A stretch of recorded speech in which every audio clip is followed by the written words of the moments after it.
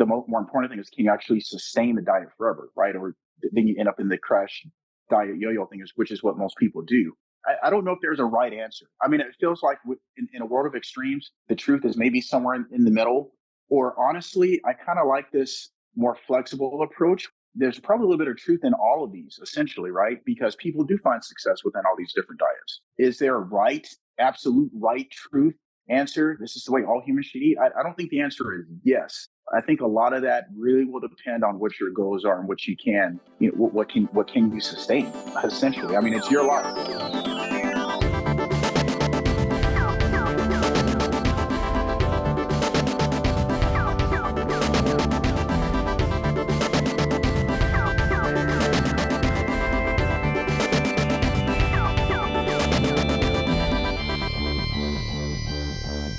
You ready? I am ready. We are about to launch.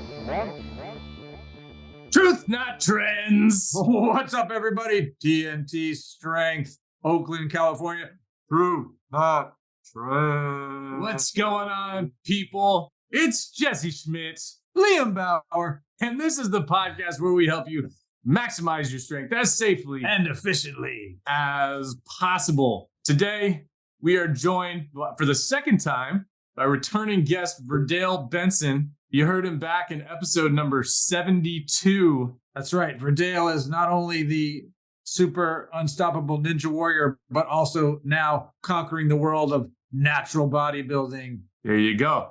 He's a physician's assistant. He's a husband. He's a father. He's a retired Army captain. He's done it all. He tackles some of the toughest stages out there. And today, he's on the TNT stage talking about carbohydrate manipulation, body composition, bodybuilding, competing, ninja warrior competing. Get ready. He's going to be on the course again this season. That's right. Self-proclaimed geek athlete. He's got it all going on. He's not only a scientist, but he's also Clark Kent, Superman, all in one. I forgot to mention, today is day 2,113 of my strength coaching journey. I was waiting for that. I was wondering how many days. Sorry, I left you guys hanging there for a minute. That's right. And for me, it's 35 years and counting. Holy moly, 35 years. So we're going to get to our interview with Ninja V, Verdale, in just a minute here. But before we do that, we're going to tell you about a couple of our sponsors. The first one being Low-Cal Foods, Cali. Feed your inner athlete. Low-Cal Foods is your Bay Area-based healthy meal delivery service. They will send them right to your front door, or you can come pick them up here at the TNT studio. Individually pre-packaged, pre-cooked meals. All you got to do is pop them in the microwave and eat them. Right. 2 or 3 minutes to deliciousness. They're delicious. They're nutritious, and they help you reach your fitness goals. Make sure when you order from Low-Cal Foods, use the discount code TNT Strength 5 to get 5% off your next order. That's right. And if you're trying to figure out how the hell do I train at home? I don't have a gym. I don't feel like driving around. I don't own no stinking dumbbells. You need to go out and get yourself the Harambe system. The Harambe system is the best band-based strength training system on the planet, built right here in the USA, made out of stainless steel, high molecular weight plastic, patent-pended sling system. You can load over 1,000 pounds of resistance with the Harambe system. You can use any barbell movement you can possibly imagine right there in the safety of your own home. Tuck it under your bed, put it in a bag, take it with you. Built by our friend Khalid Bourbeya in NYC, that is, a.k.a. Bourbeya. He is the guy who invented the Harambe system. And remember, when you visit the Harambe System store, use the code TNT to get 10% off any of the swag they have there available. So head over there, get yourself some Low-Cal, get yourself some Harambe, and enjoy this interview with Verdale Benson. So, man, we had you on our show way back when. It's good to have you back. Back in episode 72, V. Wow. You guys are over 100 now, right? Yeah, we're at like 130s. Yeah. Nice. No, that's great. No, I appreciate you guys having me back on. Yeah, and obviously we know. I mean, I'm looking forward to going anywhere we want to go on this one, but I'm interested in talking about the bodybuilding stuff personally, just because it's like Absolutely. a different adventure for you. Yeah. Yeah. V, reintroduce yourself for us, man, because we know you, but our audience might not. It's been a while since they heard you, and you're in a sense we're talking to kind of a whole new guy, because you have some new hobbies, some new life focuses. So tell us about yourself. Yeah, no, thanks again for having me on. Just the kind of a long story short, my name is Verdale Benson. By profession, I'm a physician assistant, PA, working in occupational medicine, have a background in primary care, orthopedics, and emergency medicine before jumping into the occupational world. I've always been an athlete, typical kind of, I'm the hybrid nerd slash jock, So, kind of did a little bit of everything growing up.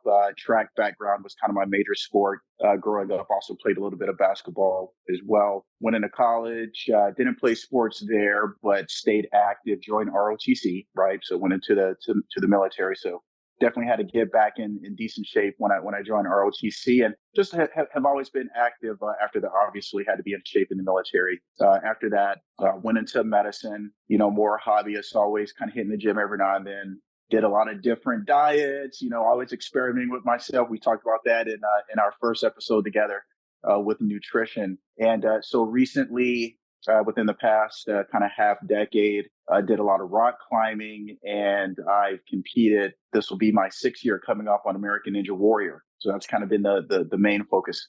Ew.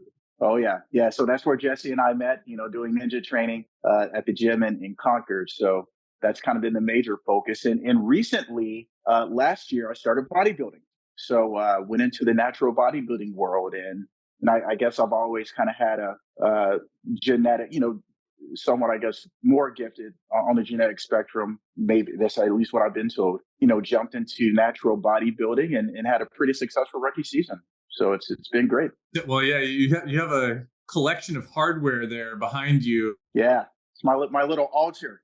Yeah. What were some of the awards you racked up in your first season of professional bodybuilder? I guess professional amateur bodybuilding, is that what you call it? Yeah.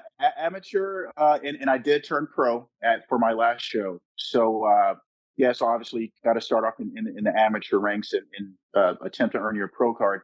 So yeah, I did a total of 3 shows my first year. Again, really jumped into it. And we can talk about the story of how that happened. But eventually I just kind of got caught up in this whirlwind and ended up competing. Did a local show here in the Bay Area. And I placed first for open bodybuilding. I placed first in masters. And I think those were the 2 awards I got for the first show.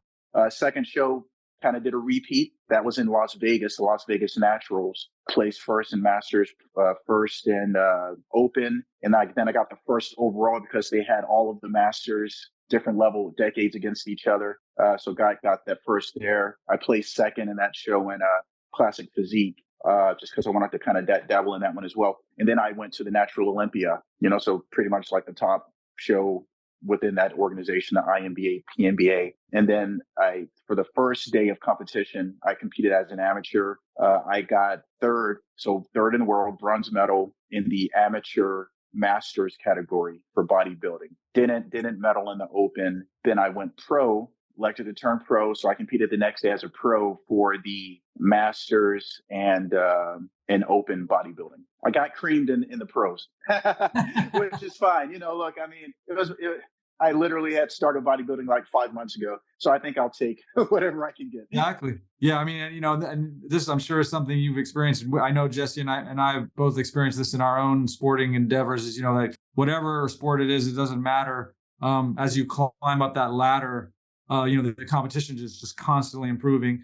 And no matter, how talented you are, you come against that level where you're just another level, right? And, exactly. Jesse was a baseball guy. I was a soccer player. I played in college. I tried to play professional after college.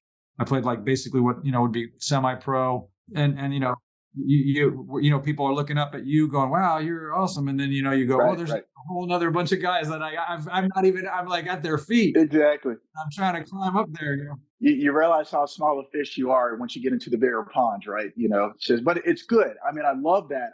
I actually love the challenge. Maybe it's just my mindset. I mean, I kind of like being the underdog, like, I mean, being like, oh, you're the biggest guy in the gym, like that kind of gets boring, right? I kind of want something to aspire to, right? We're all human. We always want to, we want to achieve something higher. So Yeah. Well, it's funny. It's funny. Yeah. I want to hear more about that too. Just the insider's perspective about, like you had a wild ride your rookie season and you get into the profession, you get your pro card and you're competing against the pros. I want to hear all about that for sure. But it's funny for me because, I've trained with you for a while and, yeah, and you generally are the, biggest, one of the strongest guys in the gym. Any normal, and this speaks to the point you're making, right? Any normal person that looks at you is like, oh my God, this guy's like, he's got an incredible physique, right? And, you mentioned you're like blessed genetically and all that, and also a hard worker, right? Mm-hmm. Absolutely. You have both. And I also am curious to hear about, the difference, like turning the corner from, okay, I'm just like in good shape generally to, I think I'm going to try to get my pro card.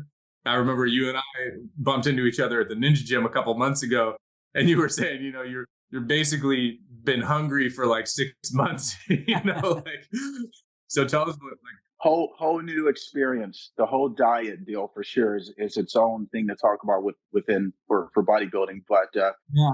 Maybe it's best to start just to show you how it even came about, because it was really a freak thing, right? And so, like in my mind, with my father was a fan of bodybuilding, right? That was his thing when he was a younger man. Before I was born, he would lift weights, and again, I can look at my dad and look at my uncles and my grandfather, and I can see the genetics kind of come down, right? And all kind of naturally have built upper bodies and arms naturally, right? We just kind of developed the way. And I look at my 5-year-old son, and you can see it in him too, which is pretty cool when you look at the genetics kind of express themselves. But like Jesse, I had been doing Ninja Warrior, so like my mindset was completely, I don't want hypertrophy, right? Like I kind of want to be efficient on the obstacle course, right? Just hang by my fingertips. It doesn't necessarily help you as much. More strength to weight ratio. Granted, again, naturally, even trying not to get big, I'm still competing over 200 pounds, right on Ninja Warrior still. And I always had people ask me, hey, are you a bodybuilder? Are you a bodybuilder? I'm like, no. Are you a bodybuilder? No, I'm not. Right. I do Ninja Warrior, right? And in my mind was like, I don't want the hypertrophy. Like I want to be strong, strength, body weight ratio, calisthenics, but I'm not trying to get big, right? I want to be functional. Right. That's kind of what was in my head. And so after last season, I made it to semifinals in Ninja Warrior, had an early fall, didn't make it to finals, still a little burden from that, but we'll make up for it this year, hopefully. And I was getting some blood work done because, again, I experiment on myself and test my, labs and all that stuff, just kind of whatever I'm doing diet wise for the experiment. And the phlebotomist asked me, hey, are you a bodybuilder? And I'm like, no. I do Ninja Warrior, kind of do my spill. And when I was walking out, I was like, there's a pattern here. Like, why am I saying no? Like, but again, in my head, from being a fan, looking at my dad, who was like all about pumping iron days and, like Lee Haney, he had Lee Haney tapes. Of course. That was his famous, his kind of idol as far as bodybuilding. So in my mind, I'm thinking, IFBB guys, right? Looking at the muscle magazines, Ronnie Coleman, Jay Cutler, all of these guys. I'm like, I don't want to be that big. I'm going to be, functional, right? And coincidentally, Jesse, I was on Instagram, and Zanique. Yeah. Love it. I think I ran a Spartan race with her. I like saw her from afar. I was like, yep, she's getting after it. Yeah, absolutely. So, she's an Ninja Warrior competitor as well. And she actually competes in the physique division, if I recall that correctly, within women. Yeah. And she had posted that she had won her pro card on her show. And that just kind of pinged my mind while all of this was happening. And I looked into her organization. I'm like, oh, natural. And my mind wasn't even in that world. Like, oh, natural bodybuilding. Like, and so I looked at a documentary called Natty for Life. I don't know if you guys are familiar with that one. And so I watched that documentary, and I'm looking at the guys, and I'm like, kind of looking at myself. I'm like, I might be able to compete in this, right? I might be competitive. Right. And so I started just kind of training more. So like, okay, hypertrophy. Let's work more toward hypertrophy. I started doing hashtag posts on Instagram, and the guy who eventually became my coach saw one of my tags and sent the message like, oh, good job, or something like that. And I looked him up, and I'm like, oh, I messaged to him like, hey, I'm thinking about bodybuilding. I need a coach. I had no idea what I'm doing as far as the posing. And so he and I connected, and I'm like, yeah, maybe I'll do a show next year. And He was like, well, let me see what you have. I saw some of your pictures. Take your shirt off. I take my shirt off, and he's like, wow, dude, I think you're ready now. Like, let's go for a show. There's one in like 2 months. I'm like, 2 months, right? So I started the diet program at that point. Got started getting lean, even more so than I ever did for Ninja, and that's kind of all she wrote. I had really good success. My first show, just out of the gates, took first in 2 classes, and there we go. And it's like, hey, okay, I think I can be good at this. Let's go for the National Olympia this year. Yeah, that's awesome. I'm curious because as you had mentioned, you had talked a little bit about your diet previously on our episode way back when, exploring lower carb stuff, all kinds of different stuff. Obviously, with bodybuilding, there's a lot of nutritional manipulation, especially natural bodybuilding, that can have a huge impact. So I'm curious about that. As far as, was your coach helping you with the nutrition side of things too, or were you? No, I mean, he would. I told him, I'm kind of like a nutrition nerd. I've done plenty of experiments. I don't really need your help there. I mean, he gave his advice, obviously, but he helped me more with the posing, a lot of the technical aspect of it, because I just had no idea, which was really big. Definitely worth, the investment there. With the nutrition, just doing my own research or reading, and again, it was like a big experiment for me, essentially. Yeah. Because up until that point, again, I've done I think I've done all the diets, right? Vegan, carnivore, keto, carnivore, you name it, right? Okay. I never ever counted calories. Like, I never tracked. So my lever was strictly manipulating the macros, right? And through that, I had success. Understanding how lean I had to get for bodybuilding, I started tracking. And so I did, I've for the past several years, I've always been low carb, essentially. I was never dogmatic about it until I did the experiment with carnivore and things of that nature. Obviously, I did obviously implement more carbs into the diet at that point, more than I'd ever eaten in years, right? Because I've just been naturally low carb. Yeah, not to interrupt you, V, but for people who might be listening who are not as familiar with body composition change, what's the reason why you went with the higher carb approach as you were getting ready for these competitions? Yeah, I personally found that my energy levels were affected, essentially, because trying again to get that lean, I did control I usually was higher fat, right? Kind of get into that with the keto low carb. You got to have an energy source, right? You're not going to completely live off of just protein. That you can't do that, right? So by lowering the fat, I mean, I found that I had to up the carbs a little bit for a little bit more energy to power my workouts. And as well as just like glycogen repletion and, the muscle fullness, a lot of that stuff I did. It was called kind of like an experiment. Even as I got leaner, and I would lower our carbs weren't super high, right? I mean, through my cut, my highest carb intake was maybe 250 grams a day, and I got down to maybe like 150, so still, on the lower end compared to the standard American, for sure, right? And as I was getting leaner, I mean, I even found, even with the carbs even being that low, I could tell a difference in my workouts and not being able to get a pump, as you're getting leaner, and then experimenting with upping the carbs a little bit, you can see the change, like in, kind of hours sometimes, just like starting to fill out, or the next day. So yeah, again, a lot of manipulation with the macronutrients to see how it affects your body.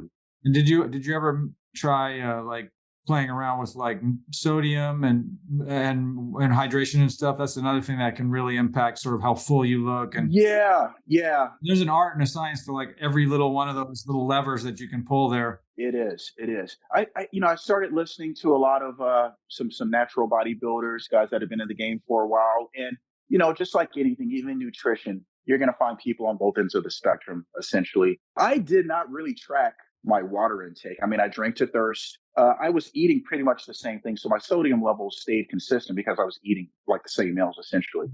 Which I'm sure was higher than what most people do. I mean, I did still salt my food. But yeah, I mean, I wasn't super anal, to be honest with you, with the tracking of the sodium as water, as some people say. And so, did you like cut your water before the show and all of that? And I feel, again, from some of the other experts I listen to, as a natural, like, yeah, you can do that. But let's say you dial it in perfectly. Maybe that makes you like 2% better on stage, right? But if you hit it wrong, you could end up like 8%, 10% worse. Yeah. So, essentially it's like, yeah, you could hit it, but you got to be so super dialed in and targeted. Is it worth the risk? So I didn't really manipulate my water at all. I think what happens is with a lot of these guys, obviously if that becomes their primary focus, because you're like still kind of a dual sport athlete at this point, right? Yeah, exactly. Guys that are doing that, they're basically experimenting in the background all the time, right? So they're doing cycles of these different things off season, if you will. Right. So they can have a better idea of how to dial it in when the time comes, Right. They might, carb deplete, play with the sodium, take pictures, right? Right. It becomes a whole, art form. I had mentioned to you, in a post, I don't know if you remember, about a book that you should look for. I think it's called Sliced. I think that's the name of it, but it's a bodybuilding book. And they just have that stuff dialed in, like with like how you should look and all the little levers that you can play with, and sort of literally like take pictures from 10 feet away. You should look like this after doing these three things. You know what I mean? Like it's really like specific. It's pretty good book. It's an older one, but it's been around. I'd love to hear V from a psychological perspective, going from being your normal. I think you hover maybe like 200 to 210, somewhere in there. Yep. And then like cutting down below that. I mean, it's like going back to that conversation we had where you said you were basically hungry for like months on end. Right. How does that affect you psychologically? That, when in our business, right, people come to us and they say, oh yeah, I want to get a 6-pack. And they don't realize that like that probably means the level of deprivation. Oh my God. Yeah. Like you need to be like, from a numerical standpoint, probably below 10% body fat to make that happen. And then if you want to maintain that for any length of time, it requires such incredible discipline. And most people just have no idea because they just hear, whatever, they're watching TV or movies, or they hear from an infomercial. We have the slender tone over here. It's a little shaking, vibrating thing you put on your, it's like a waist trainer kind of deal. It's like, they think they can just do something like that and just be ripped. So, and they don't realize how it affects you. Absolutely. And another element of that too, and I think you touched on it, it's going to be different for everybody. It's so individualistic. Everyone's going to look different, even at the same technical percentage body fat, right? I have pretty thick abs. They're pretty blocky. So even at a higher body fat percentage, you can actually still see my abs. It sounds like a brag here, humble brag. No, I mean, I quite frankly, I don't remember never seeing my abs ever in my life. Right. And I'm sure I've gotten up to high teens, maybe bordering on 20% at some times in my life. And I could still flex and see abs. Right. Now, it wasn't as sharp, obviously. Right. And I can tell the difference because from the separation of my lower ab, that really starts popping as I dial the body per fat down. But yeah, I mean, psychologically, I can relate to another time in my life when I went vegan. We talked about in the first episode, I lost a lot of muscle mass, right? I was over 200 and I ended up, 160s, right? Lost a lot of muscle though. And I wasn't sharp. I wasn't as sharp as I was as a bodybuilder, obviously, right? Because I still had the lean mass, even though I was cutting. So there's a science to this, right? You can lose weight, and I tell people, do you want to lose weight or do you want to lose fat? It's not the same, right? There's a correlation, but it's not exactly the same. Yep. You want to lose fat, not just weight, right? So I lost a lot of weight when I was doing the plant-based diet, right? I will submit I was not tracking protein. So obviously wasn't getting enough protein, which is why I lost my lean mass. So there is a difference. Now, so psychological wise, there was a sweet spot where I was kind of in the mid 190s. I still felt kind of large and big and sharp. And I was like, okay, great. But as I had to dial it in more to really see the striations, I started dipping in the 180s again. And yeah, I mean, clothes are fitting completely different. I have to buy new clothes. All of my dress slacks and stuff were huge on me. Had to do that, buy new belts, etc. So now I have a wardrobe. Now I have my cut wardrobe and my full wardrobe, essentially. Yeah.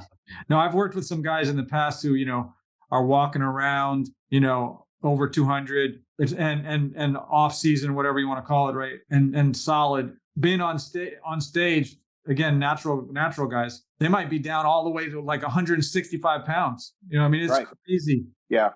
Shredded and just like ridiculous. and looking amazing. But I mean, guys literally talk about their body fat is so low that it almost hurts to walk around because you have like no cushioning on your feet. You know what I mean? It's like crazy how lean you can get. It doesn't necessarily feel great. It's not. Yeah, you are not you're not at an athletic peak at all, right? And so going to what Jesse you're saying about just being hungry. I mean, look, your body fat percentage is so low, and I got mine measured maybe a week before the Olympia. I think I was like 6.2. Right. So that's on DEXA scan. And, I started seeing striations in my glutes, right? So I started getting like that yucky lean, right? Still not as lean as some guys in the natural world that are just look amazing, right? Super sharp, but it was the leanest I've ever been in my life. And so, you get to the point where it's like, you can eat and then you start looking at the clock. Okay, 3 hours until I can eat again. You know what I mean? Yeah, yeah. You're just never satiated, essentially. Yeah, I was wondering if you're like daydreaming about like, pancakes. Yeah, just like anything. Yeah. Oh no, I can tell you guys. I would dream about food. I started dreaming about food.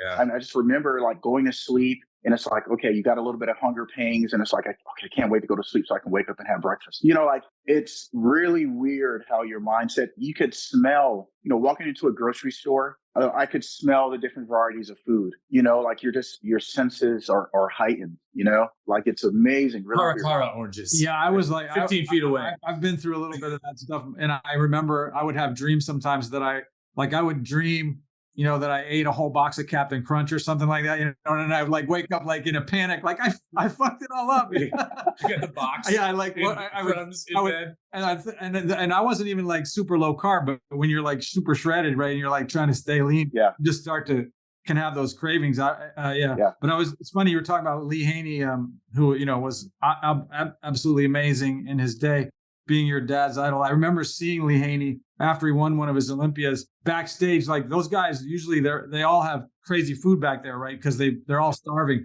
And he had literally just won the Olympia. And the interviewer like, how you feeling and whatever. And the first words out of his mouth, he's like, I'm going to get me some pizza, right? That's literally like all he was thinking about.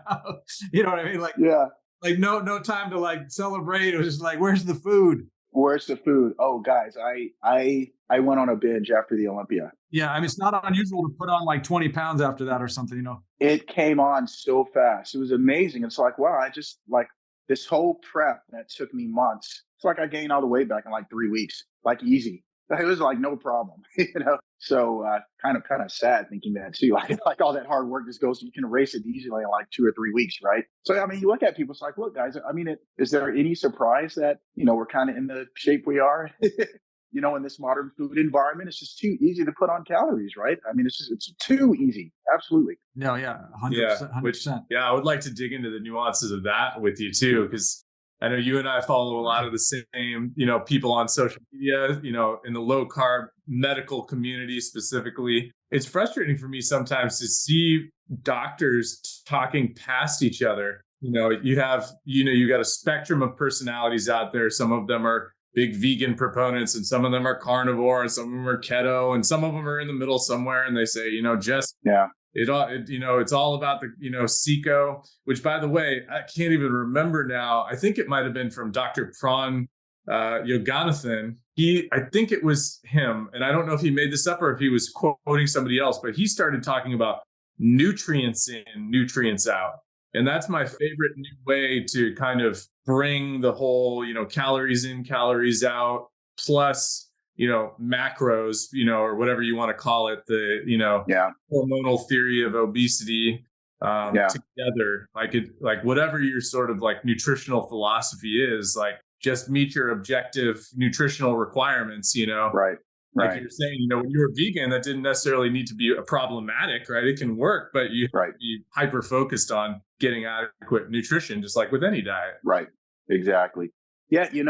My mindset is really, I've taken in a lot of knowledge in the past several years, just from experimenting with myself and trying to meet different athletic goals. I think I'm settling on, within the world of nutrition, things just, like you said, it's become so dogmatic. And that's just human nature. Like we kind of get tribal. And honestly, again, it depends on what your goals are. Again, if you want to be dogmatic and say, I'm on this diet, this is my world, like it can work. but there might be trade-offs, right? And can you accept those trade-offs? The more important thing is, can you actually sustain the diet forever, right? Or then you end up in the crash diet yo-yo thing, which is what most people do. I mean, I don't think this is kind of what I'm saying now.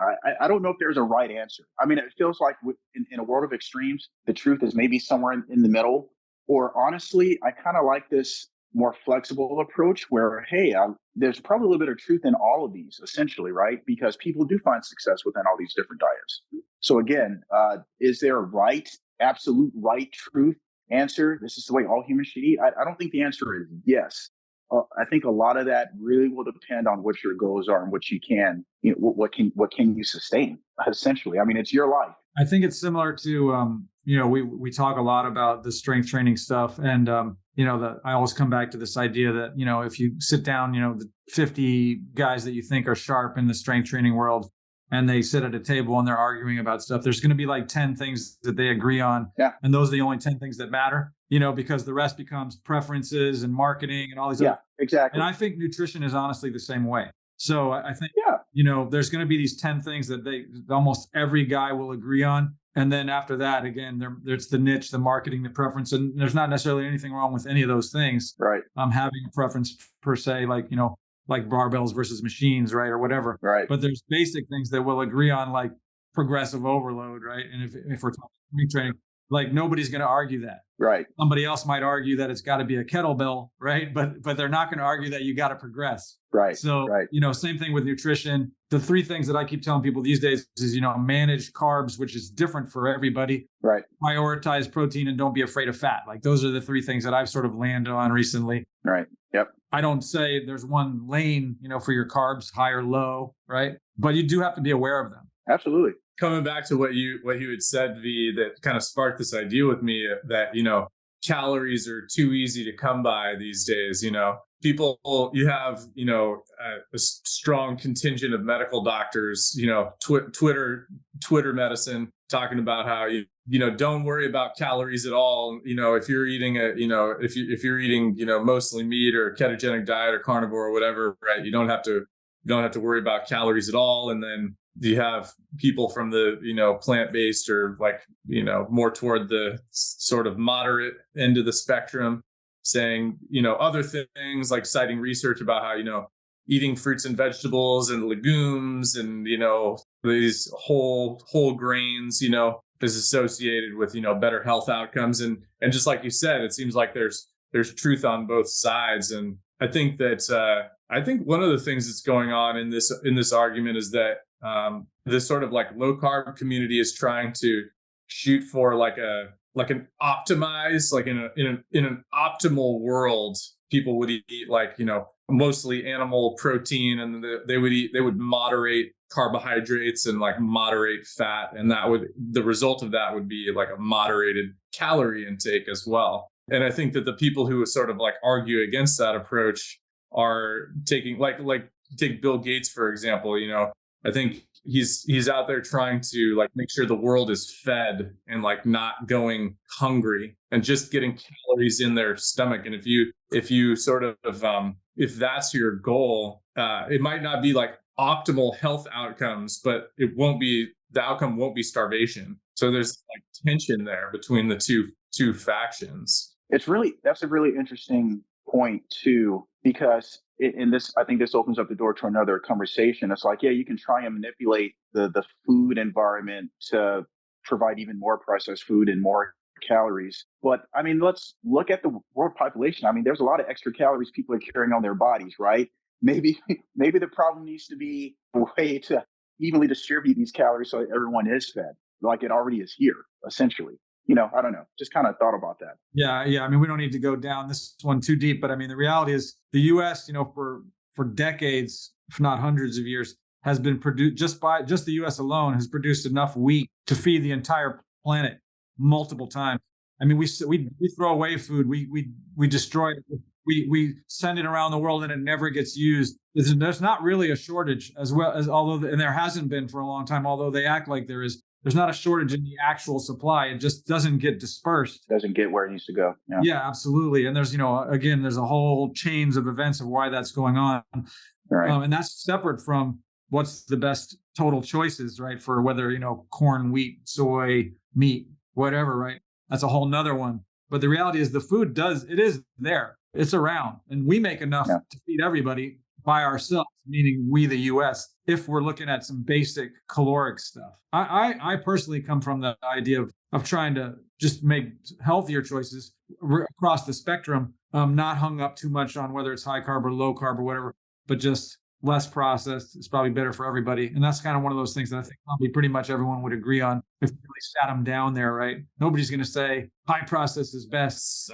Some people, I've seen some doctors arguing that, because there's the low carb argument that like canola oil, you got to do 20 things to it and it takes months to process. Yeah. And then, some other doctor or dietitian, who will cite some study about how like canola oil has like cardioprotective properties in it. Right. You know what I'm seeing, guys? And again, like you said, the crossover, again, if all these guys just kind of looked at what they have in common, the answer, if you just want to simplify it, don't eat, limit your intake of high energy density foods, which is more likely going to be the more processed foods, right? Refined carbohydrates, refined fats, low protein, like the trifecta, right? Essentially. And I take that term from Dr. Ted Naiman, who I follow a lot, like a lot of his stuff as well. He does promotes the protein to energy ratio diet, the PE diet. I don't know if you guys have followed him, but, that's kind of what he calls the trifecta, which is processed food. And again, a lot of these proponents on the opposite sides of the spectrum will agree on this. It's more if you just focus on whole foods, whether that be animal, plant, or both, right? Omnivore, right? You're probably gonna be going down the right path, essentially. Absolutely. Hey, what are those guys doing here? Whenever I feel like I'm stalling out on my bench press, I know I need a new strength curve. Whether you're stalling out on the road or stalling out in the gym, you need something with great engineering. That's right. So look for the pendulum. Pendulum. Not just your average strength machines. No, they have smooth strength curves, amazing rigidity. And did we mention the engineering's fantastic? That's right. Not to mention, they come in cool colors. Like red. And silver. Well, that was kind of weird. What was that all about? Back to the interview. So if we can take a turn, I'm curious about your strength training.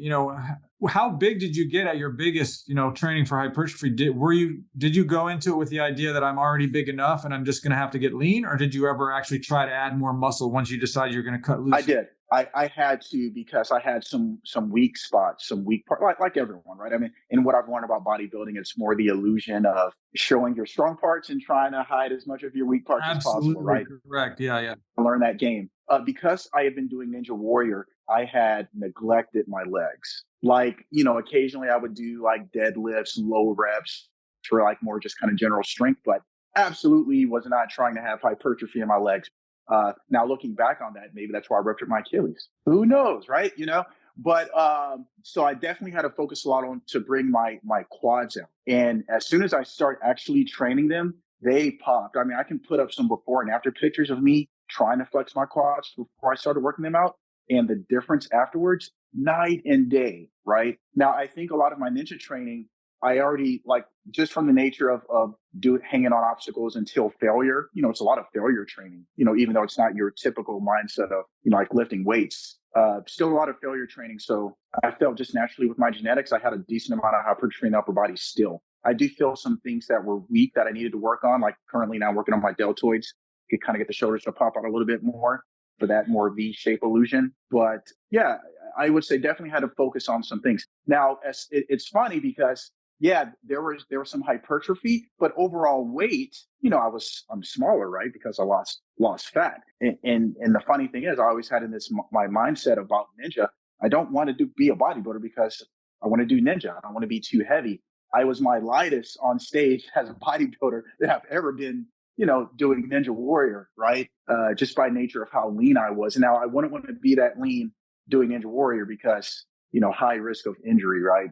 You need a little bit more padding, I'm sure, for some of that. But so definitely had to bring up my legs. And I've had people tell me that, like, yeah, your legs have gotten a lot bigger. Like, you can definitely tell the difference there. But so it's a weird, again, it's kind of like the illusion, right? I remember when I was getting super lean, having guys come up to me, oh man, you look huge. Like, shredded, but I felt small in my head. Sure. I'm thinking I'm small because my clothes were loose. I just don't feel like I have that much mass. My weight was low. But again, just looking on stage and when you're oiled up and the lights are hitting you, it's like, oh, you look humongous. And I'm like, well, it was like 20, 25 pounds lighter than what I typically walk around at. Yeah, that's not uncommon, right? People associate that lean look with being big. That the same things happened to me. Like I have pictures of me, where I was leaner, and people always go, "Oh my God, you used to be really big," and I'm actually like 20 pounds less in the pictures than I am walking around right now, or 25 pounds. You know what I mean? And I'm like, actually, I was under 160 pounds in that picture. But you look jacked, right? Because you're all, things are popping. I used to think that about some certain like ninja warriors. V, I don't know if you've had this experience. Yeah, I know you've met a ton of ninjas, but you see certain people on TV and you're like, oh my God, they're guys, like they must be huge, and then you see them in person, they're like 5'6" and right. And they're ripped, but they're not like, Captain America. Exactly. You're right. It's the kind of the illusion of seeing someone on stage, on camera. Definitely there's a big disparity there. Discrepancy is probably a more accurate word. And I've even had people tell me, like, I've actually had people tell me this, Jesse, like, oh, your arms look bigger on TV. It's like, yeah, I guess they do. Thank you. Yeah. Exactly. Was that a compliment? So it sounds to me like you never really, although you wanted to bring up weak parts, you never really just sort of cut loose on the idea of like, you're usually 210, like, can I go up to 220, 230, 240, right? And like, see how big I can get before I cut. You didn't actually ever do anything like I did not. Yeah, I did not get into the like super bulk. Yeah. Just because when I decided, when I first spoke with my coach, he was like, dude, like you're ready. Like you don't need to bulk. Let's get you ready for a show there's one in 2 months locally. Let's go. Right. And I was already kind of on a mini cut at that point from because I just gotten off the Ninja. So I was like 201, kind of started my cut, my prep there. So it wasn't a far off metric by any means. How much did you weigh when you were actually on stage? My first show, I was high 180s, maybe like 189, 190 for the first show. I dropped maybe another 3 or 4 pounds, maybe another 3 pounds, 4 pounds. And the next show was like 2 to 3 weeks later. And honestly, I felt like that was actually my peak for the year. I felt that I came in over conditioned for the Olympia. Definitely was a little bit more flat. I was flat, definitely flat and deflated, but it was an experience. My first time I pushed my calories, I think, a little low, thinking I could just try and get that last bit of fat off in the trouble areas. And I ended up deflating myself a little bit. Yeah. That's where the carbs and the sodium stuff manipulating can really like make you pop on the day when you get dialed in. Yeah. Even working with, I've worked with a lot of, combat athletes, and, these guys have to make weight, obviously.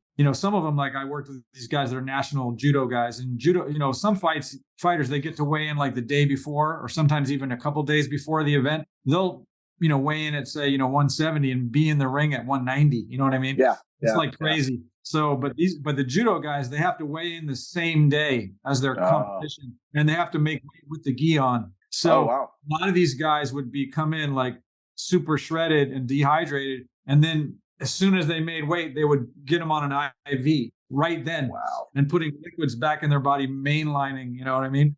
That's how crazy dialed in it is, And they actually that's one of those things they started to control, like, okay, you can't IV, right? So now how am I going to manipulate, at the last minute, Right. It gets pretty wild sometimes. I always found, and this is something that a lever I'm going to have to kind of play with now. I always felt like I looked better the day after the competition, all of my competitions, because I'd have like a cheat meal that night. And in the morning, I'd wake up, veins popping, just like looking perfect. I'm like, where were you at yesterday when I needed you on stage? I don't think that's unusual in the beginning at all. Yeah, so I definitely have to learn how to manipulate that a little bit better. So, but again, it was my first time go. It was a cool life experience. I'm going to continue doing it again, obviously, just because I think I have a knack for it. And, we'll see. You're going to have to come over here and play with us so we can help you with all that stuff. Yeah, absolutely. I've been saying this. There's no lagging body parts at TNT. We got everything you need right here in our studio. Oh, dude, I want to get on your pullover lat machine. That's what I've been eyeing, man. Yeah. It's awesome. It's a whole nother world. Yeah. The kind of, stuff we can set up for you for, with the stuff we have available, like we can just make some crazy workouts that will hit everything in ways you haven't yet experienced. Nice. Yeah. I've been saying this. I really do want to get, I'm not just blowing smoke. I actually really do want to get over there. You guys are open on the weekends. I'm going to have to it's hard during the week for me just because my wife has a crazy work schedule. We're not usually open on the weekends, but for you, I will come in and make it available. Oh, no, I appreciate that. Yeah, we'll try and make it work. Off season, so we can grab some cloven hoof. Oh, yeah, that's right. Is that place still open? Yeah, it's still open. It's under new ownership. Oh, okay, cool. Great burger there. Oh, man. Speaking of food dreams, so now we got American Ninja Warrior rolling around the corner, and we probably, by the time this episode airs, you will have already competed down in where's the I have not gotten the call, unfortunately, for. Oh man, they're still making calls. They're still okay. Well, so I haven't gotten the call yet. they're still doing rounds. There were some people that posted yesterday, I believe. So it's not. I don't think it's done yet. They're probably staging it. They called Liam and they're like, "Hey, look, what day would be good? Because we want to do a whole dramatic video on it." Yeah, absolutely, dude. Yeah, I'm sure. Again, this will be done before this episode comes out, but it's going to be in LA. Will be where they're going to film. Okay. So back to Universal Studios. Universal Studios, and then Vegas for national finals. Nice. Well, maybe I'll come down and be a course tester. We'll see if I don't get the call. Maybe I've had a great time being a course tester a few times, so I'm not above it. No, absolutely not, dude. If my time, I mean, if I didn't get the call, I mean, honestly, there's just other aspects of life with family and stuff. I'd probably, be too busy. But I mean, the freedom of being a tester, getting to play on the real obstacles without the pressure of the performance aspect of it would be awesome. Absolutely. Can't beat that. It can be like an informal audition, because producers are right there. And there are people that get on because they've done well testing, for sure. So it has happened. Yeah, absolutely. So you've had a journey in the ninja world as well. You alluded to this, but you had in the very last season you competed in, you exited early on it was like the third obstacle. Yeah, third obstacle. Not to open up an old. It's all good. Tear open that scar, but and you also you're coming back from an Achilles injury too. So first of all, to walk us through like those two incidents, and then how did you how are you coming back from them? Yeah. So 2 years ago, ruptured my Achilles on the mega wall. So it was season 13. Ruptured my Achilles on the mega wall during the qualifying round. Right. It was like the best. It was the best run of my career.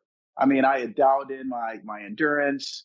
I had come in pretty light, actually. I was experimenting with the alternate day fasting.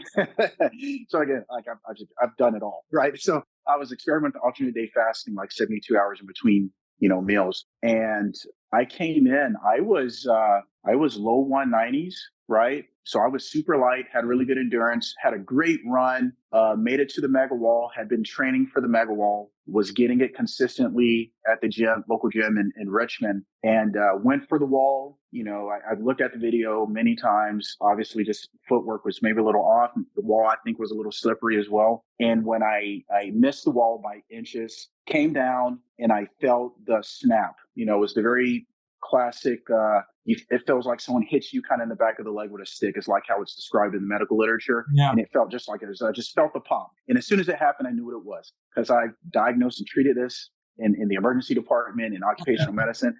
And as soon as it happened, I was like, you gotta be kidding me. Like, I'm sure I said it on camera. Like, I think I dropped an F-bomb. You gotta be effing kidding me. Yeah. And I'm thinking maybe I just tweaked it a little bit. And I'm like, I'm walking kind of peg legged. I'm like, okay, well, I'm walking. And then I go to the small wall, because you have a chance to get the small wall and still hit the buzzer if you miss the big wall. And as soon as I try to push off, there was no push. And I'm like, it's done. I look over at the producers, kind of gave the cut, and they took me off to the side. And, Jesse Guido, one of our fellow ninja friends, he's an orthopedic surgeon. He was on my sideline, and he came over and examined me. He was like, dude, it's snapped. I'm like, yeah.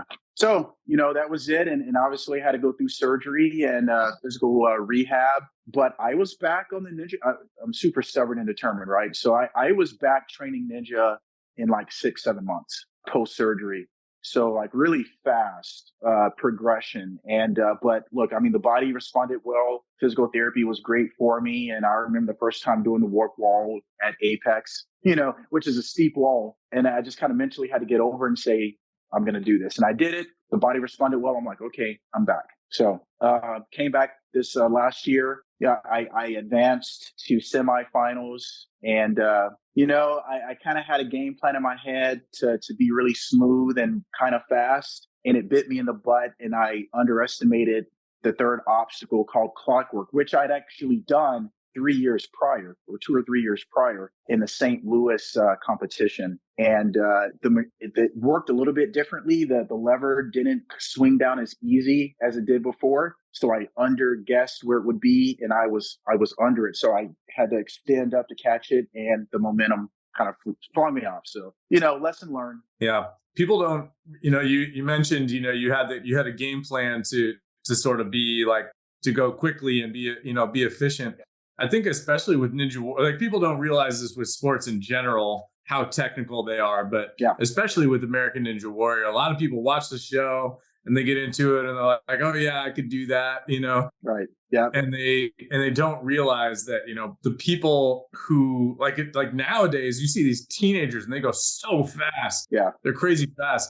And it's easy to think like, oh, they're just like light, or they're just athletic, or they're this or they're that. But the fact is, like, there are a lot of ninjas and like teenagers specifically that they've been watching the show since they were very young, and they've been dreaming about being on it, and they have practiced like crazy. Yeah.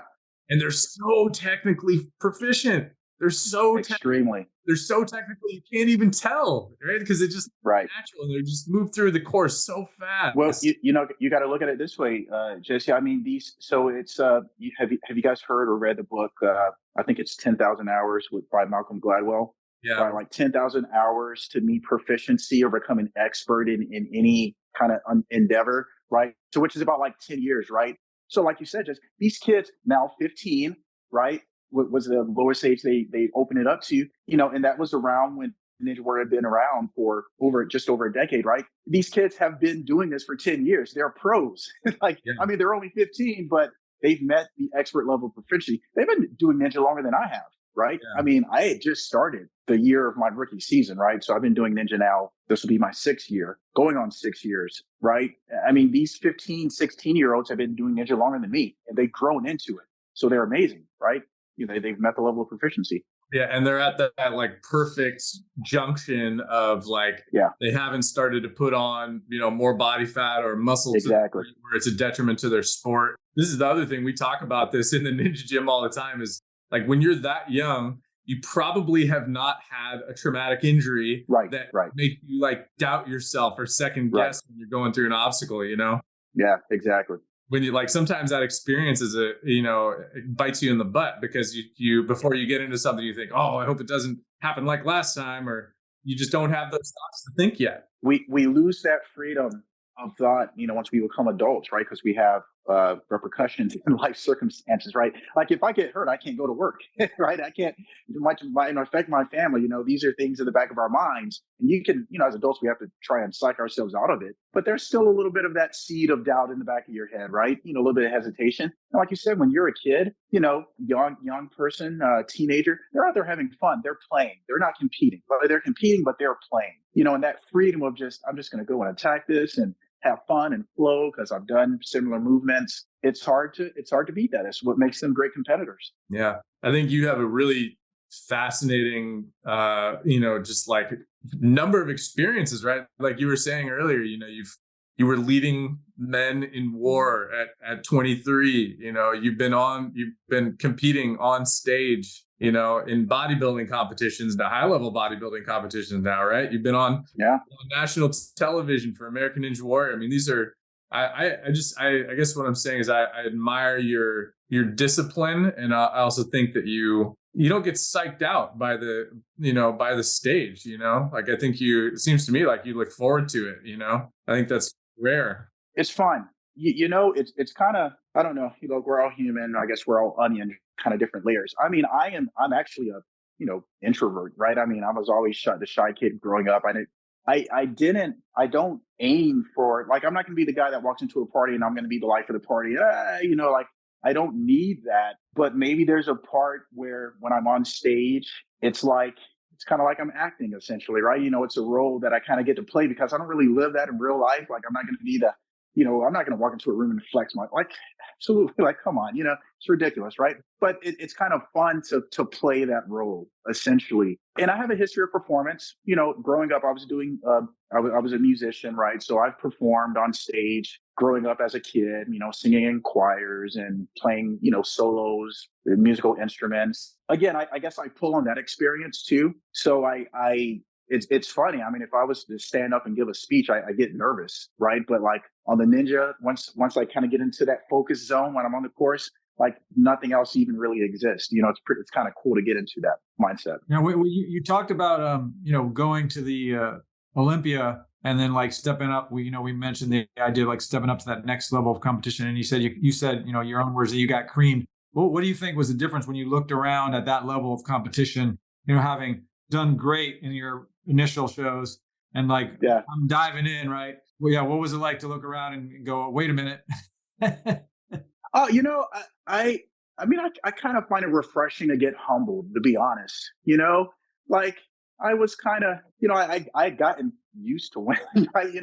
I mean, and you kind of know where you are, right? Because you get first call outs and they put you in the middle compared to everyone else. You kind of know you're kind of killing it.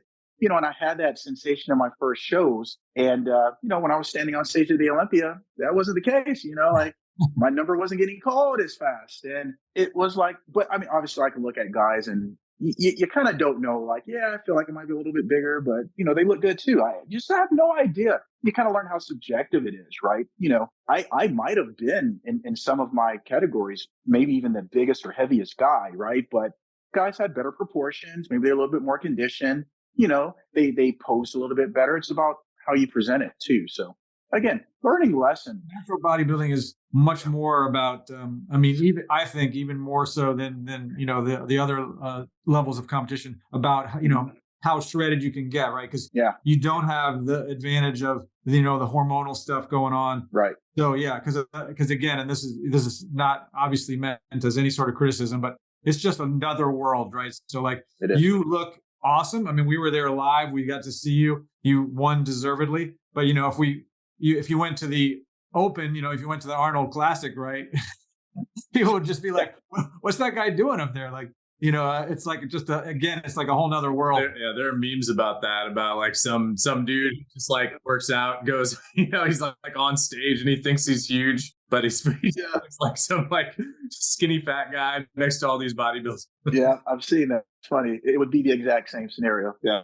Yeah. But on the other side of that, you probably could, if you wanted to, do really well in like a different category, like men's physique or something like that. I've thought about it. Yeah, because of your predisposition genetically, which is awesome.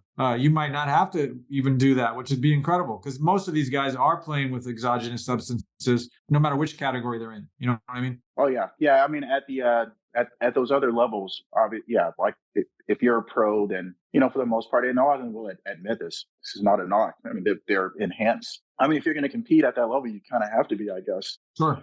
Which is why I'm so glad I found this natural bodybuilding world, because it's something that, it's a sport that it's not even I feel like I know I can do it definitely, right? I mean, at this Natural Olympia, there were, I met 70-year-old gentlemen that look great, right? That are up there competing.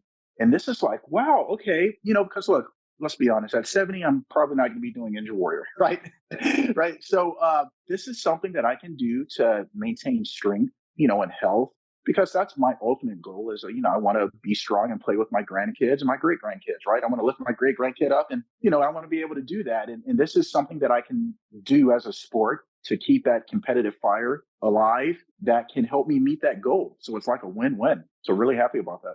When you were doing your strength training for the bodybuilding, were you doing like split routines? Were you doing how many days a week were you going? That kind of stuff? Yeah. Great question. Yeah. I ended up doing more of a push-pull leg kind of, I know it's kind of cookie cutter, right? I didn't do the typical bro split, but I did a push-pull leg, like a push-pull leg rest, right? Okay. So like 3 on 1 off? Yeah. Yeah. That was for the most part. I did some little variances here and there, but I'd say that was pretty much the template, the foundation for the bulk of it. Yeah, that's great. I was just we just brought on a new trainer recently at TNT, and I was talking with her about, some of the different split routines you can do. And, like the Arnold program, for example, is like arms and shoulders on Monday and then chest and back on Tuesday and legs on Wednesday. And I was talking about how in that particular program, it can be problematic because what are the arm muscles? The biceps and triceps. Right.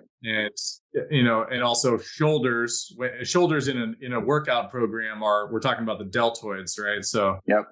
And, so if you're doing all those on Monday and you come back on Tuesday and now you're doing the biceps and triceps and you're pushing and pulling, your chest and back again. And the deltoids are also involved in that pushing and pulling. Well, now you've got, to me, it's just a matter of time until you're overtraining on that program. And if you're working with any level of intensity, it's not going to take very long. Right. And there's all these people out there in the world wondering why their shoulders are hurting or elbows are hurting or whatever. And it's right there. So absolutely. Even though at TNT, we typically recommend that people do 2 full body workouts per week. Mm-hmm. We still, there are still times when, because schedule wise, somebody has to work out on, Monday and Tuesday instead of Monday and Thursday. So they don't get that 48 hours of rest in between workouts. So we will do a split routine, either upper, lower, or Liam's created a program that's a full body push and a full body pull. So you don't get overloaded different muscles. But we did talk with Dr. James Fisher in this podcast previously about some of his collaboration with Dr. Brad Schoenfeld, who I know you follow. And, Dr. Schoenfeld comes from more of a, kind of classic bodybuilding background, mm-hmm. Higher volume, and Dr. Fisher is more of a high intensity training kind of guy, single set to failure, minimal volume, really focusing on lots of recovery. And so we talked about, in his collaboration with Dr. Schoenfeld, it's great to see, Dr. Schoenfeld acknowledge the importance of intensity when it comes to weightlifting, training to failure.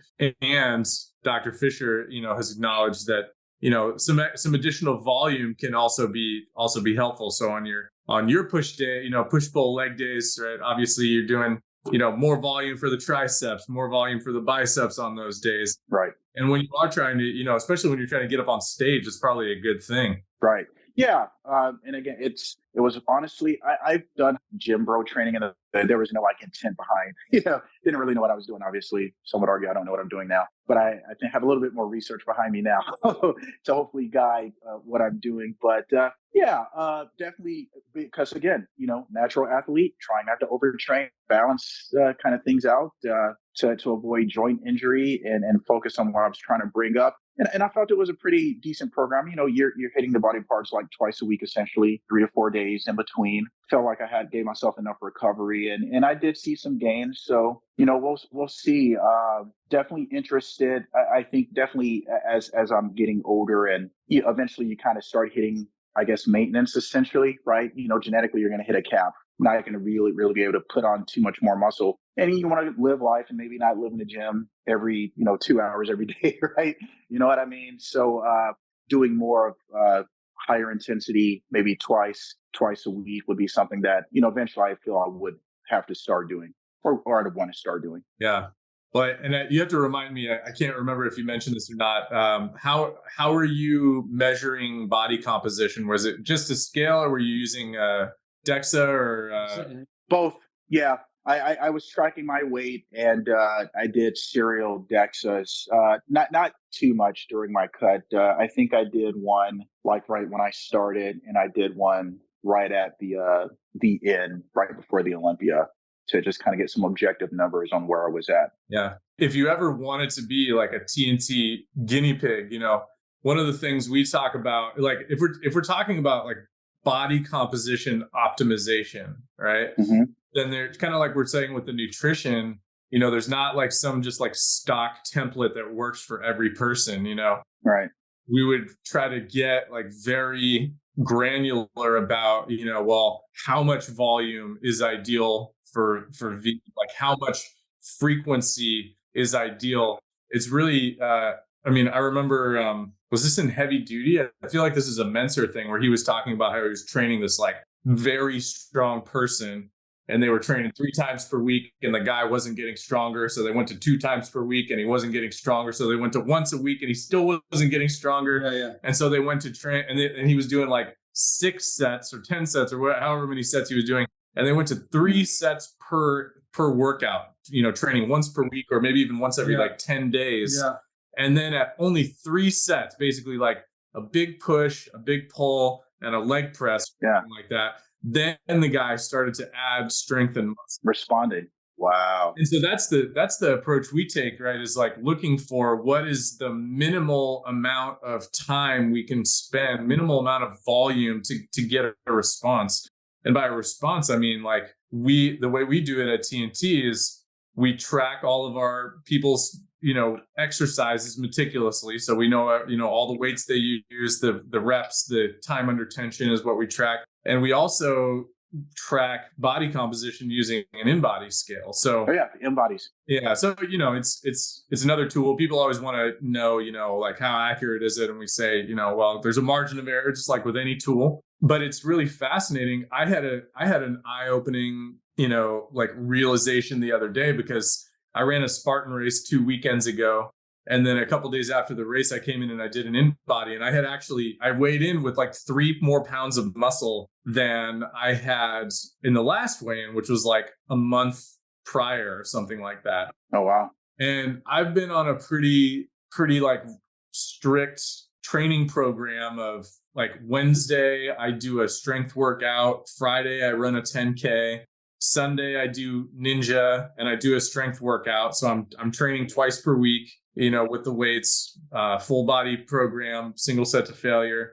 And then I usually do like a Tabata on Monday or Tuesday. So, there's some high intensity interval training. There's some, longer duration, running, and there's 2 strength workouts, except for the week before the Spartan, I don't do anything. So on Sunday, I can't even remember. I think maybe I did a Tabata on Monday or Tuesday. Okay. But there was no weightlifting. I basically rested for like 10 days before the Spartan race. And then I came back and I did an in-body and I had 3 more pounds of muscle. Wow.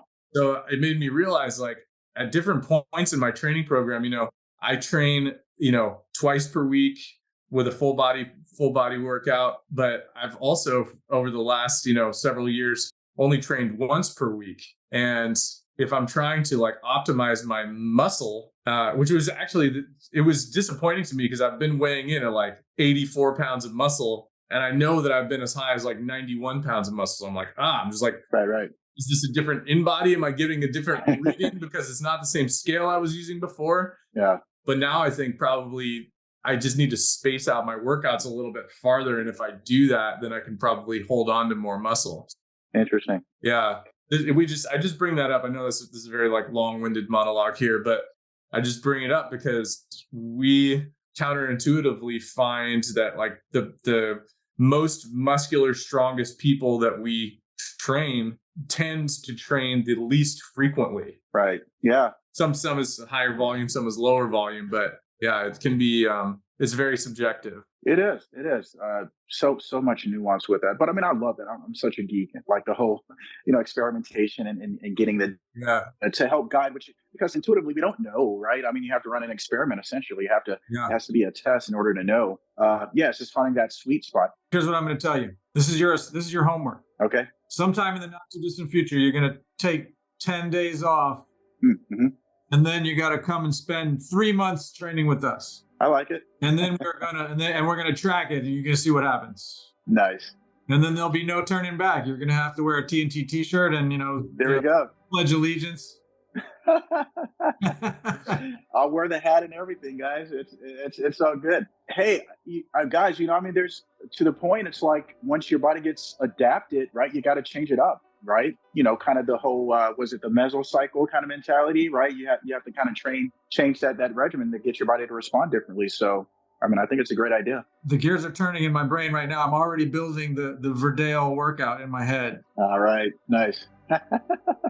Awesome, guys. Yeah, no, I love that. And it's your training program is going to change, I would assume, because you're starting to ramp up the ninja training again as Yeah. So how are you? What's your approach with Ninja in terms of like your game plan, like all of it? Like, you know, how often are you training at the gym? Like, what's the level of intensity? What specific stuff are you working on? You know, it's I'm still, again, my life is one big experiment. Still trying to figure it out. I mean, I'm figuring it out. I'm doing things. What I found, and I think you made reference to a post I made, Jesse. I have found, interesting enough, you know, because I've gauged my performance in certain aspects of ninja training in the past when I've maybe taken time off. Like I just started rock climbing again, you know, with some of the other ninjas, and my strength I found was pretty darn comparable to when I was climbing a lot, even though I hadn't climbed in months, just from my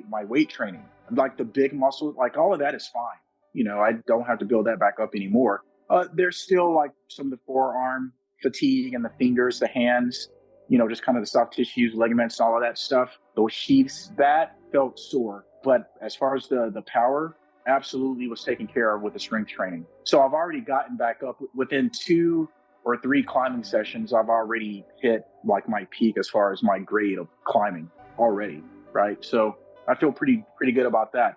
For my pool days now, I'm focusing more on muscular endurance. So I'm doing more like Tabata, kind of get as many pull-ups in as I can within like a certain amount of seconds, and then resting for maybe 15, 20 seconds and then doing it again, just trying to work on the muscular endurance to mimic obstacle training. And obviously working on the technique stuff, you know, going to the Ninja Gym again and doing that. So, you know, we'll see. And so obviously I want to do well in Ninja. I feel that my athletic future, as far as what I should invest more seriousness in, if that's fair to say, is probably going to be more leaning still towards setting myself up for a successful bodybuilding season next year. So I'm not giving up that to say, oh, I got to just focus on Ninja.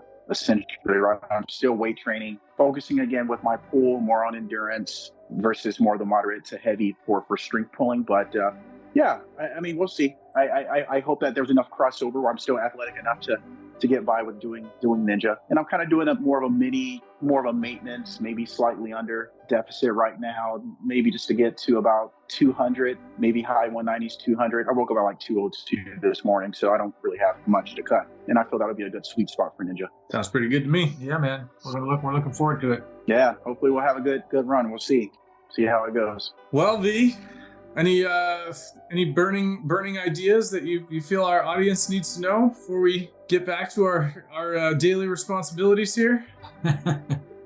Man, you know, I don't, if I, and again, I'm not exactly sure where everyone's at kind of in their journey, but again, I'm just a kind of a bit geek with this thing. And I just love the experimentation process and seeing how my body responds to different stimuli, different diets. I mean, some people are probably bought in and found what has worked for them, which is great. I guess that should be the answer, but just being curious, you know, be open-minded, pick what you like from different views. And if it works for you, then great. I mean, kind of make your own thing. I think we're all individuals, and I don't think anyone has an overall encompassing answer of what's going to be right for you.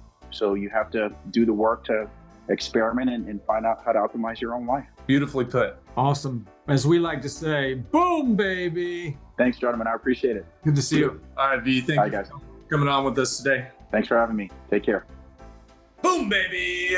What's up, people? Thank you so much for listening to this episode of Truth Not Trends. That's right here at TNT Strength Headquarters, Truth Not Trends. Please, if you enjoyed this episode, subscribe, rate, and review us on whatever platform you're listening to us on. And don't forget to share with a friend. You can find us on the web at tntstrength.com. That's right, TNT Strength now coming to you in person at 5255 College Avenue in Oakland, California. You can call the studio 510-768-5421. You can also text us at 855-796-9905. Or shoot us an email at contact@tntstrength.com. And whatever you do, stay off of that stupid blue bubbly bosun. Look behind the curtain, but don't tell anybody what you see back there. Mixed and edited by Desmond McNeese for We Mixed It, LLC. Go to whatsoundsawesome.com. There you go. Now you got to see what happens back there.